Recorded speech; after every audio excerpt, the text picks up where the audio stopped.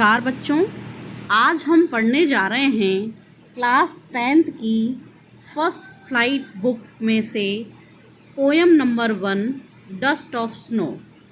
Snow जानते हैं बच्चों, बर्फ़, और डस्ट का मतलब है या गिरना। स्नो का गिरना मतलब बर्फ़ का गिरना। ये पोएम बहुत ही शॉर्ट पोएम है बच्चों, और इस पोएम के जो कवि हैं वो हैं रॉबर्ट फ्रस्ट। रॉबर्ट फ्रस्ट एक नेचर पर कविताएं लिखने वाले कवि हैं, और इन्होंने ये कविता लिखी है। आइए हम इसे पढ़ते हैं।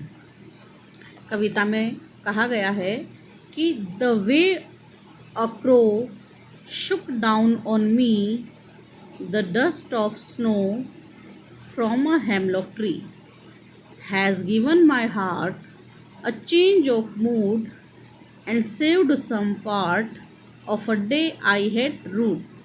तो बच्चों, इसमें कवि क्या कह रहा है? कवि का मूड बहुत ऑफ है। स्टार्टिंग में पहले स्टेंजा में कवि का जो मूड है वो बहुत ऑफ है, और वो बहुत चुपचाप सा बैठा हुआ है। अब ऐसी जगह पर कवि बैठा हुआ है, कैसी जगह? पेड़ के नीचे। और पेड़ कौन सा है बच्चों?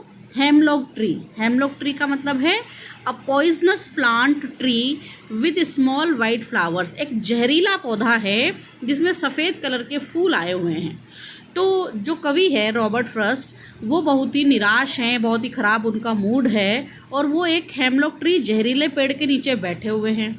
और उस पेड़ के ऊपर क्या बैठा हुआ है बच्चों? एक क्रो, एक कौवा बैठा हुआ है। तो आप जानते हैं, एक तो जहरीला पेड़ है, और कौवा भी क्योंकि काला होता है और इसको भी और शुभ नहीं माना जाता है।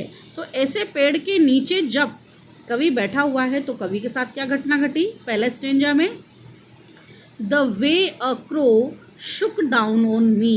कौवे ने क्या कर दिया? किस तरीके से शुक डाउन हिला करके मेरे ऊपर द डस्ट ऑफ स्नो, बर्फ जो थी उसको गिरा दिया, फ्रॉम अ हेमलॉक ट्री। अब क्या था बच्चों? वो जो एरिया था वो ऐसा एरिया था जहाँ पर और ऐसा मौसम था कि बर्फ़ गिर रही थी लगातार। तो बर्फ़ गिरने से क्या हुआ?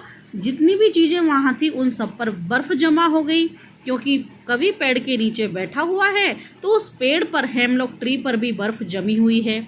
लेकिन पता नहीं कहाँ से वहाँ पर उस बर्फ़ जमी हुए पेड़ पर एक कौवा आकर बैठ गया। अब नीचे कौन बैठा है पेड़ के? कवि बैठा हुआ है, रॉबर्ट फ्रस्ट। अब उसका बड़ा मूड ऑफ है, लेकिन पता नहीं अब कौवे ने ऐसी क्या हरकत की कि किसी न किसी प्रकार से वो पेड़ थोड़ा सा हिला, या उसकी टहनी हिली, और उस टहनी पर या उस पेड़ पर जो बर्फ़ जमी हुई थी और वह किसके ऊपर गिरी? कवि, हमारे पोएट रॉबर्ट फ्रस्ट के ऊपर गिरी। और जैसे ही वो बर्फ़ कवि के ऊपर गिरी तो नेक्स्ट स्टेंजा में कवि में क्या परिवर्तन आया बच्चों, वो देखेंगे हम।